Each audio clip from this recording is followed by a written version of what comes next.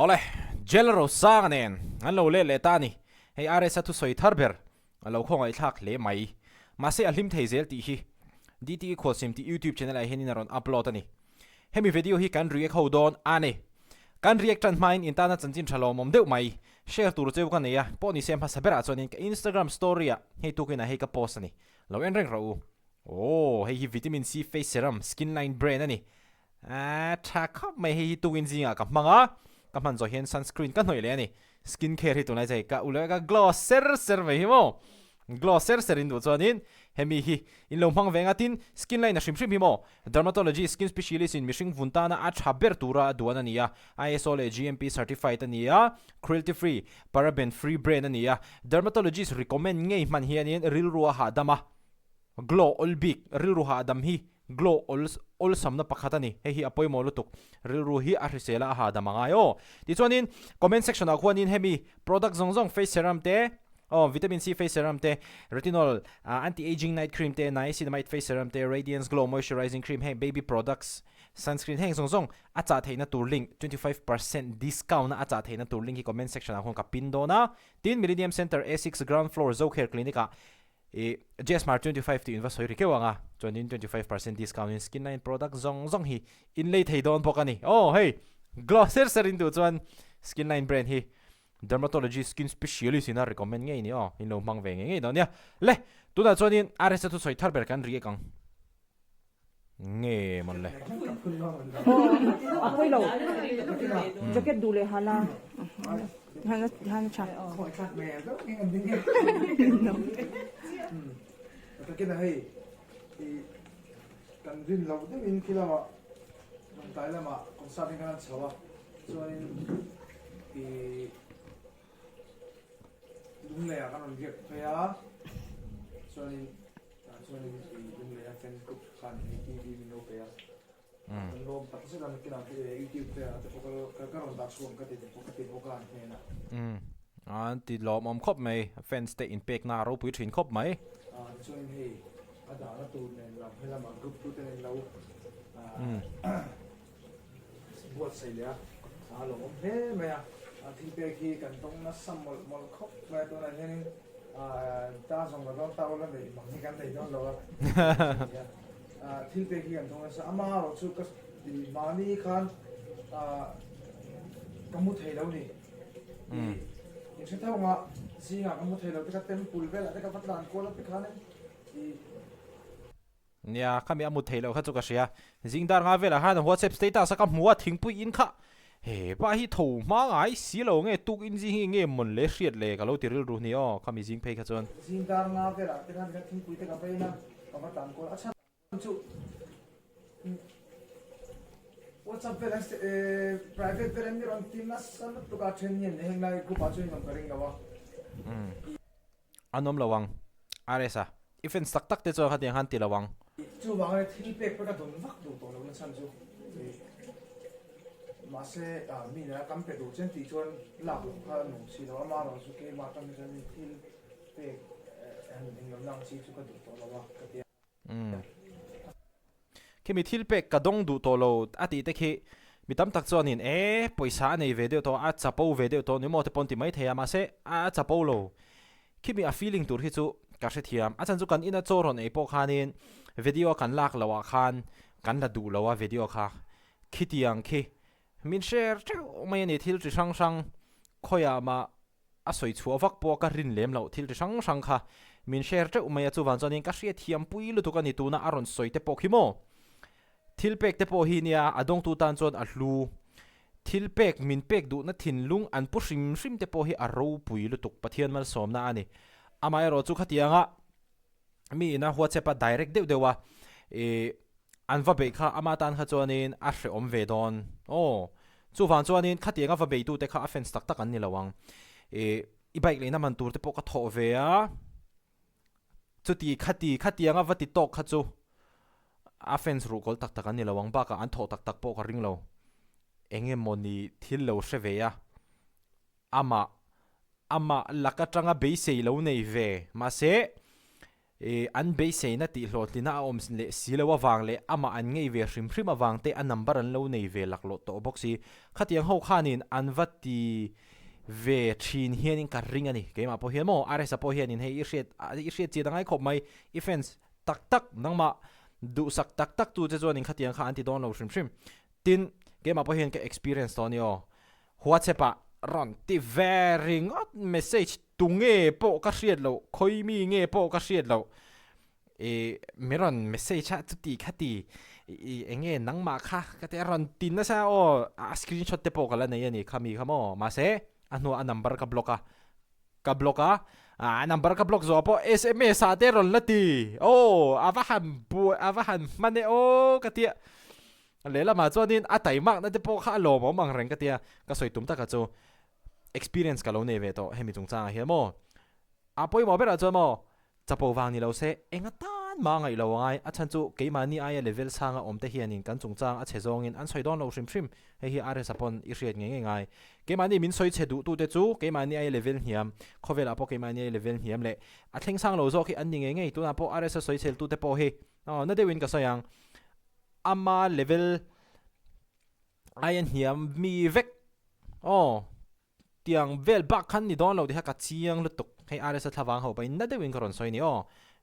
sa chumani ati po mi ron wa ai number chungchang ai le safe le tiang verang ate reply chungchang ati po nyang kan i bike man te kan tho de em mai bike te po ti kan le nia an de kan mi ron ti chi ma i ani la ma chon te kan bike min le ka lo ma ama chu ti zong zong awang khan ei a thing khadi chuan a zong chun ni la a nge ni a vai chun ni la wang ma se an du dan hi min om ti ran tum ni ka a harani i san chu tu da ai nga ma nga su min ti chen de chuan tam ta ki ga ngai lo so kai na ma a har velo mi hring tan chuan mo limit thi kan nei ve mo zeb lo chuan ke po subscriber kania atira tangin te message ka dong na sa se ka reply ngai lo top mai na an san chu in choi thei na pon big chano e po ka reply seng lowa ba ka reply lak lo to chuanin zel kha oma tin mani in mimalin na te kan lo nei ve thil buai pui tur te kan lo nei ve a buai lo chuan khuma han muzala han ha dam ve mai te hi anuam ve ani kan mental health tan te po mo hei tak hi nia fence te le an lo le tak ni chuan poisan lo tho ve tak ani pon thu ran kha ami pa ngai lo thak ka ti khatianga midang kan vati top khamo ami pa ngai lo thak kan du sak tak ani chuanin ama kan ngayang beise nei le ra na thil ti midang ta na thil ti te hi mo rilru thapu thil ti ni theilo hrim ete po hi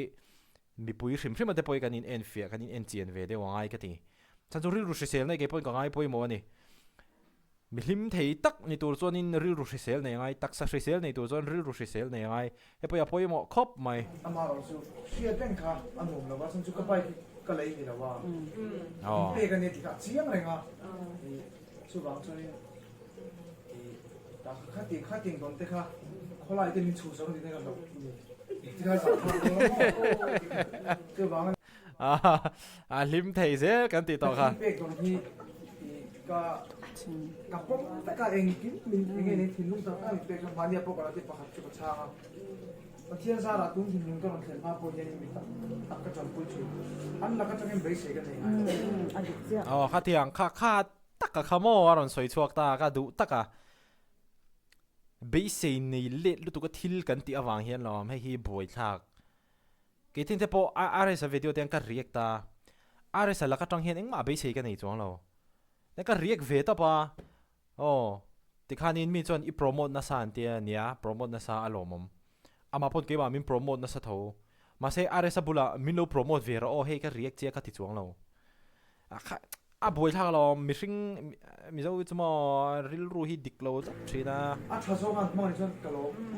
an lo mang suala ni chuan an ni lo zo han mang ni chuan van ji a van poi ve o ka ti mai ama chu ka tinga an ma ni control tu na le an ma ni nge ni an ka tinga ba bai se ne ka nei ngai lo mi tam tak chuan in nia số đó soi zoom lên mà hiện soi đủ tấm tắc cái này ô cái mà hi cá PAWR KHAWP mày những bộ này sẽ are sẽ hi anh lâu anh ta mà ngay lâu turin lâu xịt ro thì po call le Instagram message thì po có đông về nuôi cái mà pon mà sẽ cả sẽ chiang en liam mấy lệ ignore mấy anh ta mà ngay lâu hi atam về là tục hay dù cả sẽ bùi này cho van chuan khi tiếng aron puak chua to chuan he tiếng thil po he atong tam ve thok hat to hle ti da nyang food red le ya le ei entina na tuna khalak le enge khup vela ron tong ta chu kan patani dikta sejuanin adan chu nang mani le midang Mizoram min do saktu tak te hi om lo ta se ni chu zai ve mai ka kan ve ang kheta kan din bune kana ngai reng kheta kan din bu ta kam lai ka chuan tu man ka sai thin tho kha lai po kha amar chu tu man ni thelo chu bang chuan athia nia adu ta chuan Mizoram min pu hi le thak thang mi te hi tel lo se in support lo se eng ma ka ni don lo amai ro chu ka sui ka khanin mình về mà sẽ mình cả na nó nông thôn này cái mình tất cả cái gì đông tu tăng hơn xong chú anh nghe những cái point tiền xong mà anh cái này vậy cái bộ cần lấy á thì cái thì những chú mình thì về rồi thì anh xin được khám cái cái bạn có vào cái này cái thiên gia là tụi chồng mất rồi chú nằm bare cái safe sao là WhatsApp message để Instagram lắm mình sẽ một tờ các số phát hiện tiền thì không có này lại cái tiền number cái safe thì cái reply à những cái phát phải chứ Instagram mình bây giờ cái reply rồi mà cái em chơi cái reply không chỉ cái đó thì bắt rồi thì alo mong lúc tôi hay với những cái post feedback cái post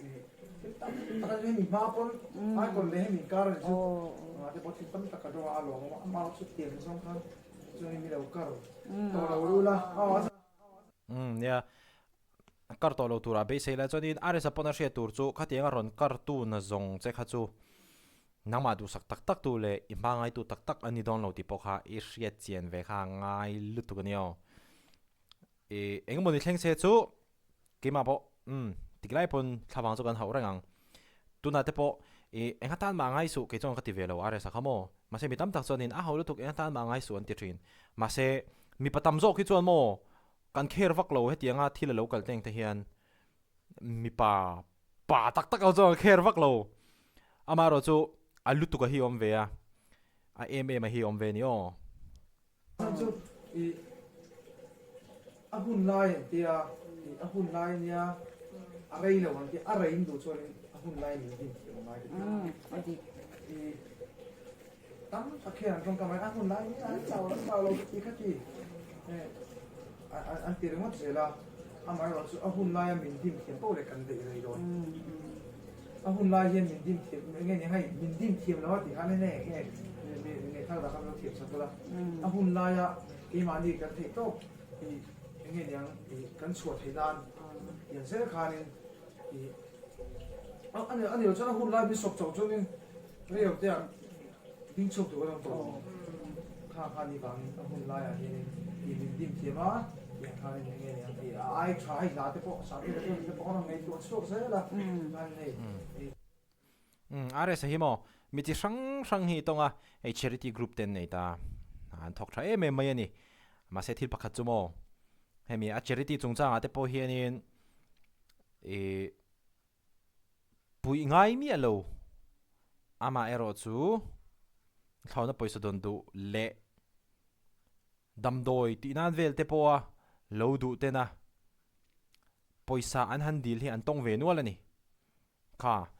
mi chi sang kan omani o tran pui ngai tak tak ina tran pui na an han dil ten oma amaro chu tran pui ngai lem lo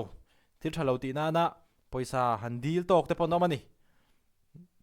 khatiang han dil tok te po khan khitiang thil khi an ti lawang ti kha soi thei lo a chan chu an number khan nei ve rek don boxia tin RS fans soito han RS fans dik tak te chon te hin ti rawang atitu te chu anril ru a hrise lawin anril ru a che hle niang tin soito hanin be sei nei ra na mi thil ti sak te hi du sak te hi hen thei ti lo top tur ani be sei kan nei le don tho chuan khang kha a hri sel lo ke poi kan soi le mai anga in hre wa politics ka react thina ni mi than kha chuan in EZPM lutuk min tia ma se chief minister te MLA ti ang chi hore an ma ani ho atang hianin engemaw be sei kan nei le ta wanga react kan ni lo hrim thil min ti sak du chuan in okay fine min ti sak a tha amai ro chu an ma ni va bia ka engemaw va di la khatiam voi khat ma kala ti lo hrim be sei nei lo in ti hanin anuam ka tia ka react ve pop politics te po kha ni ke ba ni hi kan dik photangai ke ma ni hi rilru hi arsisel photangai mo ngay poi mo kati KHAWP mai itu mambing ala lud law khang tengah ron piso kan tuma chung te poso maro chuka ti buton lawa itu na patin sara fuche no mo music video te akal meka hindi teme na nang daw sila ro ron vom chole tu ron man kan tuma actually la po hi ana song hi kan khang du lawa hit nge tu la ka box ya so nia hit nge tur la he hi min lo sak ro he lo savero ti ang na zong kha sak po ngai lo ha ngai lo a ho lu tuk ha chu sarpe ka te no ma khating la ma ha chuanin advice an petra don ti ka ria music video ma ro choi ma sa ka te po ma ka va record ta nge nia iti ba ngai khak the me tu rom si he music video ang mi lo yang chỉ có anh ta chụp chụp thế nào hôm đó là một cái nhìn cái khácกันxây dựng sạp lá để bỏ sạp lá thì tầm về đâu còn tung bốc sạp lá này bên cả đi để bỏ cái nào ấy thì một cái này mình đủ rồi va buổi thang a soi don zo ha top de khati zong ka han ni phot me re milarte news pon alo post ve ni hi tuna ka post kan en chin aga so video hi ka ri ak ngai lo khop maya ai chu call bo ma ni hi ava buai thak khati zong kha ni phot mai se apoi mo khop mai kana wa hi chu mo thawang hi ka ho ve nia khati anga lo ti pol kha nakina are sapo hi khati ang kha omle ni chuan ke ma poi hi min ron shil ro an number po mi ron pero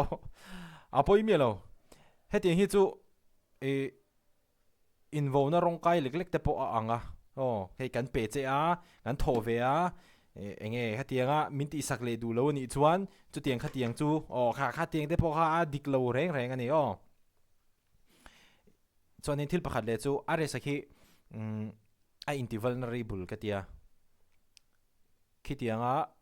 rilru tinuam lo tu aron soi chuak mai te khi no khianin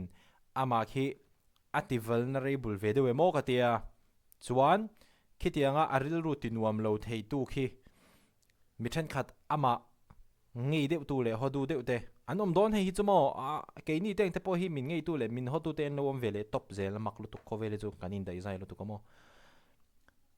kemi rilru tinuam lo tu le tina tu ang chi te aron soi chu awang khian khinki advantage ala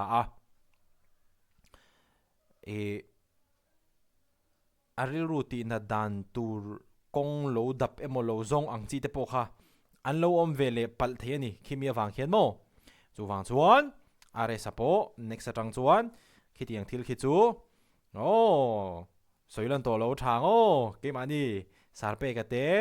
nangma chung te isil wak du lo pon ke ni teng te poka no ma chuan chuanin min lo sil zel don nia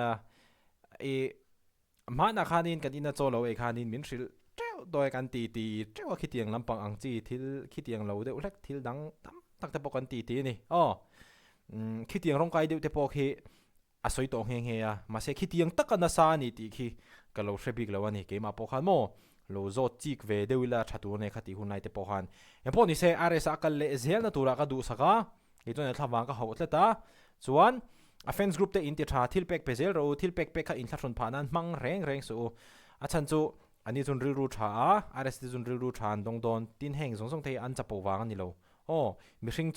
hring ve mai kan nia rilru na ve thei hre om ti ve thei khatiang ve tho kan nia anh ni po tiếng han rilru lo na về á rồi mình lo ti về anh mai à chu wang chuan thil pek peturin lo mani chuanin pek te kha in thlasung reng so chuanin are sapo khi kimi incident zo le khitiang thil boruak are zo atang khi chuanin amapon experience anei nga le sot to don ama experience me lo kha experience a chumi a experience atang zonin thil thara ziranga chumi thil thar zir chu nge kan ti chuan hetianga number min ron ti pop tu ang chi te hi keima min du sak tak tu an ni lo keima min du sak tak tu le katana an nei ai senga poisa ron tho tu te hi chuanin te tiang hianin min ti let ka ring lo ti ang chi rilru te pawh aron pu chho to do ni tuna tang chu mo chu fan chuanin angai tuam lo sarpe ka te pon omang ke bani te pon omang kha ti zong kha ni phot mai se in du tok don naila comment hi nei poimo khop mai thilpek kan pe du ni pon mo a thilpek pe tu tur te poi kan soi lok tang thilpek kan pe du ni pon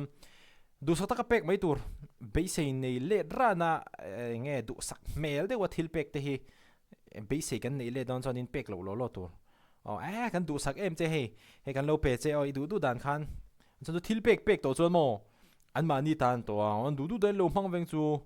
ka pe che a chu wang chuan khatianga ti te kha aril ru se lo thak lo to ko hame ha kan ron soi non le ani chu le khati zong khatun tu mata na kan react thei chu ni se video le ka in mule theu don ya